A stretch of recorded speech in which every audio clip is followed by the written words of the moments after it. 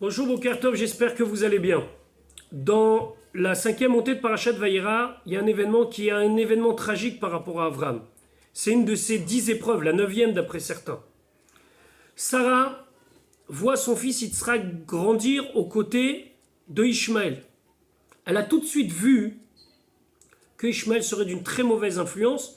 D'après même certains, il a essayé de tuer Yitzhak.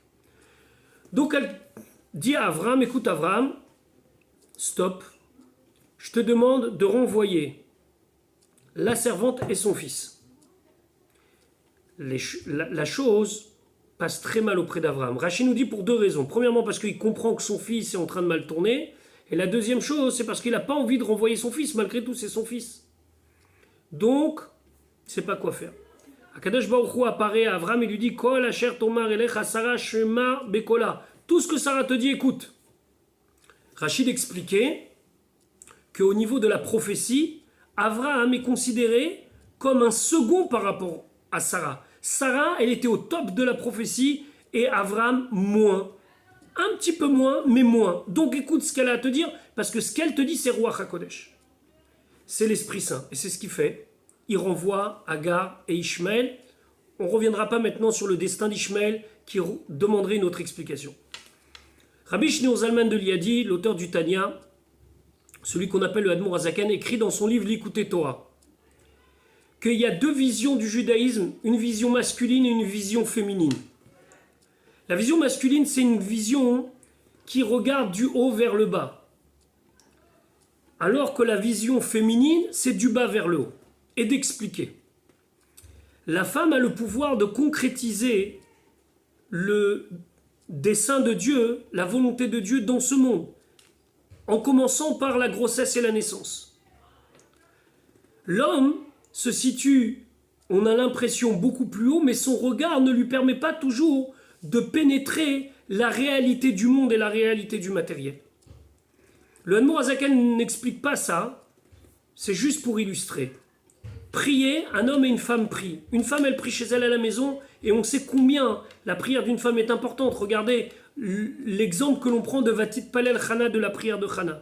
L'homme, pour pouvoir prier dans les conditions optimales, il lui faut un minyan, 3 fois par jour, etc., etc. Il a du mal à pénétrer les choses dans le monde matériel, alors que la femme, c'est beaucoup plus naturel. Il y a Ishmaël. Avram, lorsqu'il regarde Ishmaël et lorsqu'il voit cet enfant, il ne voit pas le problème. Il est situé du haut vers le bas. Il n'arrive pas à descendre au fond de ce que est son véritable fils, celui qui est Péré Adam, celui qui est un voyou.